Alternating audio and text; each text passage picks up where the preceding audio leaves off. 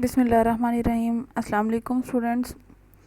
We are going to start our chapter number 7, that is bioenergetics.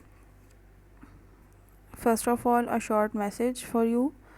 That is, the purpose of education is to replace an empty mind with an open one. बंद जहन को जो है वो तालीम खोलती है, खुले माइंड में कन्वर्ट करती है। सबसे पहले हैं जनाब ऑब्जेक्टिव्स। ऑब्जेक्टिव में हम जो है इस लेक्चर में हम डिस्कस करेंगे बायोएनर्जेटिक्स और रोल ऑफ एटीपी, उसके बाद ऑक्सीडेशन रिडक्शन रिएक्शन और एटीपी का स्ट्रक्चर। सबसे पहले बायोएनर्जेटिक्स है क्या? ये स्टडी है एनर्जी रिलेशनशिप की और एनर्जी ट्रांसफॉर्मेशन जो कन्वर्ट होती है एक फॉर्म से दूसरे फॉर्म में लिविंग ऑर्गेनिजम्स के अंदर, उसको कहते हैं बायोएनर्जेटिक्स।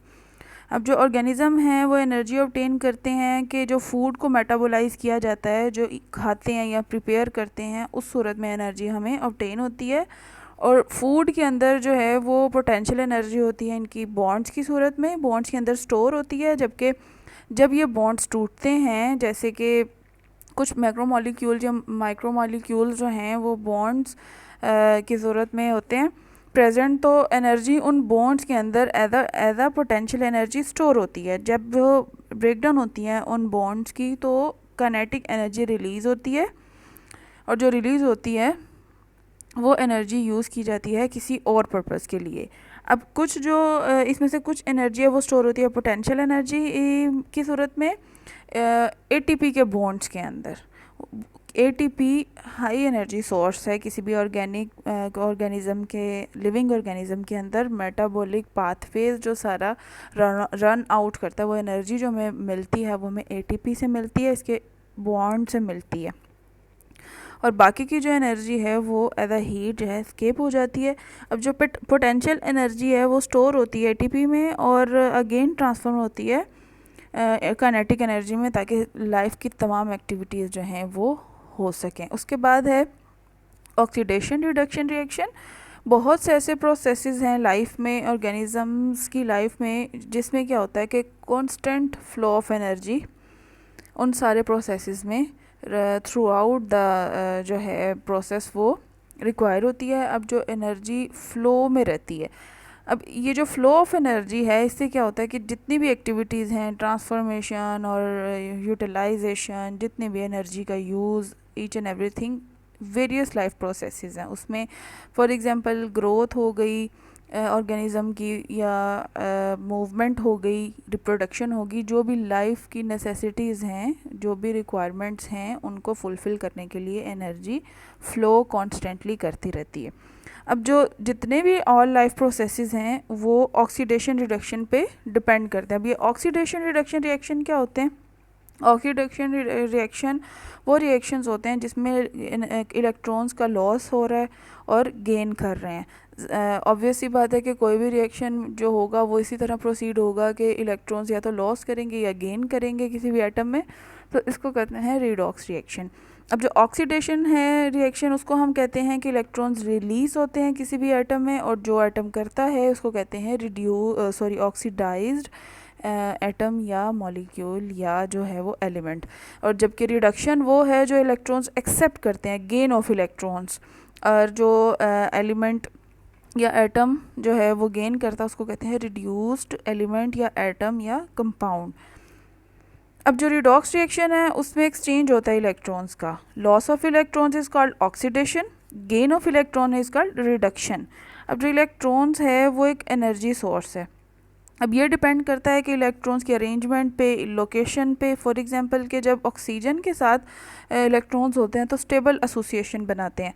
जब ऑक्सीजन के साथ स्टेबल एसोसिएशन होगा तो क्या होगा कि इलेक्ट्रॉन्स जो हैं वो स्टेबल रहेंगे, और ये एनर्जी सोर्स नहीं होगा, ये गुड नहीं है फॉर एनर्जी सोर्स। जबकि जब तक इलेक्ट्रॉन्स अनस्टेबल एसोसिएशन में नहीं आएंगे, अनस्टेबल फॉर्म में नहीं होंगे, तब तक जो एनर्जी रिलीज़ नहीं होगी, जब तक वो फॉर एग्जांपल मूवमेंट नहीं करेंगे।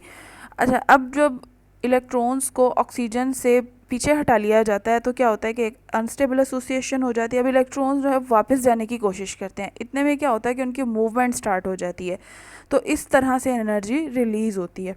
ये एक एग्जांपल थी। जब तक इलेक्ट्रॉन्स मूवमेंट में रहेंगे एनर्जी रिलीज़ होती रहेगी। Loss and gain of electrons जो है वो हमें एनर्जी प्रोवाइड करते रहेंगे। उसके बाद लिविंग ऑर्गेनिज्म में रिडॉक्स रिएक्शन जो है उसमें लॉस और गेन ऑफ हाइड्रोजन एटम्स होते हैं। अब जो ऑब्वियस ही बात है कि हाइड्रोजन एटम के अंदर एक ही प्रोटॉन है और एक ही इलेक्ट्रॉन है, तो इसका मतलब ये है कि जब एक मॉलिक्यूल हाइड्रोजन का एटम लूज़ करता है तो वो एक्चुअली एक इलेक्ट्रॉन लूज़ करता है, जिसको कहते हैं ऑक्सीडेशन। और इसी तरह से जब एक मॉलिक्यूल हाइड्रोजन का एटम गेन करता है तो इसका मतलब है कि ये एक्चुअली इलेक्ट्रॉन का एटम गेन करता है, इसको कहते हैं रिडक्शन। फर्दर है ATP, the cell's energy currency. सबसे पहले एटीपी डिस्कवर किसने किया था? 1929 में कार्ल लोमैन ने किया था, और उसने प्रपोज किया था कि जो मेन एनर्जी ट्रांसफ़र मॉलिक्यूल है सेल के अंदर वो ये एटीपी है। और जबकि नोबेल प्राइज़ मिला था फ्रिट्ज लिपमैन को 1941 में इसी बात पे। अब जो है वो एटीपी जो है वो सेल एनर्जी करेंसी है, मेन एनर्जी करेंसी है सेल की। अब एटीपी जो है वो बेसिकली एक न्यूक्लियोटाइड है जिसका हम कहते हैं एडिनोसिन ट्राइफॉस्फेट, और ये मेन एनर्जी सोर्स है। बहुत से सेलुलर फंक्शंस में कौन से सेल्स के फंक्शंस होते हैं जिसमें मैक्रोमोलिक्यूल्स बनते हैं, लाइक डीएनए, आरएनए और प्रोटीन्स। और उसके बाद जो ऑर्गेनिजम्स की मूवमेंट है, और उसके बाद ट्रांसफॉर्मेशन, नर्व इम्पल्सेस जो करती हैं, सेल्स की मूवमेंट और ट्रांसफॉर्म होती हैं एक फॉर्म से दूसरे फॉर्म में। उसके बाद एक्टिव ट्रांसपोर्ट, उसके बाद एक्सोसाइटोसिस का प्रोसेस, एंडोसाइटोसिस का प्रोसेस, ये सब जो है वो एटीपी करवाता है। अब जो एबिलिटी एटीपी की स्टोर कर सके और रिलीज़ कर सके एनर्जी, ये इसके मॉलिक्यूलर स्ट्रक्चर पे डिपेंड करती है। अब इस डायग्राम में आपको नज़र आ रहा है कि ईच एटीपी मॉलिक्यूल हैज़ 3 सब यूनिट्स। नंबर 1 एडेनिन, ये डबल रिंग होता है, नाइट्रोजन स्पेस कहते हैं इसको। राइबोज, ये 5 कार्बन शुगर है, और 3 फॉस्फेट ग्रुप्स लीनियर चेन में होते हैं। 3 फॉस्फेट के ग्रुप 1 बाय 1। फॉस्फेट के बॉन्ड के अंदर जो है वो एनर्जी छुपी हुई होती है।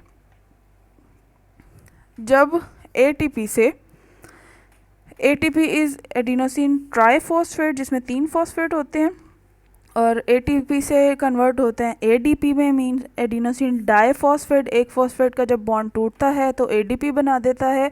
उसके बाद जब एडीपी में से एक और फॉस्फेट निकल जाए, एक और बॉन्ड टूट जाए, एनर्जी रिलीज़ होती है, तो उस एंड पे जो है वो एएमपी मीन्स एडिनोसिन मोनोफॉस्फेट बना देते हैं। ये एडेनिन का मॉलिक्यूलर स्ट्रक्चर है और राइबोज का मॉलिक्यूलर स्ट्रक्चर है। और उसके बाद हाई एनर्जी बॉन्ड्स हैं जो फॉस्फेट की ज़रूरत में आपको नज़र आ रहे हैं। नेक्स्ट में है जो कोवलेंट बॉन्ड है, जो 2 फॉस्फेट को कनेक्ट किए हुए है, उसको इंडिकेट करते हैं टाइल्ड से, और ये हाई एनर्जी बॉन्ड है। एनर्जी जो है इस बॉन्ड में जब उस टाइम तक स्टोर रहती है जब तक ये टाइटली बाउंड रहते हैं। जब ये टूटते हैं, ब्रेक डाउन होते हैं, तब एनर्जी रिलीज़ होती है। जो इनऑर्गेनिक फॉस्फेट अलग होता है और सेपरेट होता है एटीपी से, तो एनर्जी रिलीज़ होती है। जो एनर्जी रिलीज़ होती है वो 7.3 किलो कैलोरीज या 77,300 calories per mole of ATP जो है वो रिलीज़ होती है। जब एटीपी का रिएक्शन होता है H2O के साथ, तो उसके बाद जो है वो एटीपी एडिनोसिन ट्राइफॉस्फेट एडीपी में कन्वर्ट हो जाता है। तो जो एनर्जी स्टोर थी वो जो है रिलीज़ हो जाती है, और पीछे जो मॉलिक्यूल बचता है उसको कहते हैं एडिनोसिन डाइफॉस्फेट, और 7.3 किलो कैलोरीज मोल इस रिएक्शन से एनर्जी फ्री होती है, रिलीज़ होती है। उसके बाद आगे जो कॉमन एनर्जी रिएक्शन है, जस्ट वो only the outer most of the 2 high energy bond break, यानी कि एक तो हो गया, जब दूसरी बार दोबारा से वही रिएक्शन एडीपी से फिर अगेन जो है वही रिएक्शन प्रोसीड होता है, तो एएमपी बनता है, मीन्स कि एक और फॉस्फेट का मॉलिक्यूल टूट गया। तो उसके नतीजे में क्या बना, एडिनोसिन डाइफॉस्फेट से एडिनोसिन मोनोफॉस्फेट में ट्रांसफ़र हो जाता है, और एनर्जी अगेन रिलीज़ होती है एक बॉन्ड के टूटने से, एक फॉस्फेट इनऑर्गेनिक फॉस्फेट बॉन्ड के टूटने से, that is again 7.3 kilocalories per mole.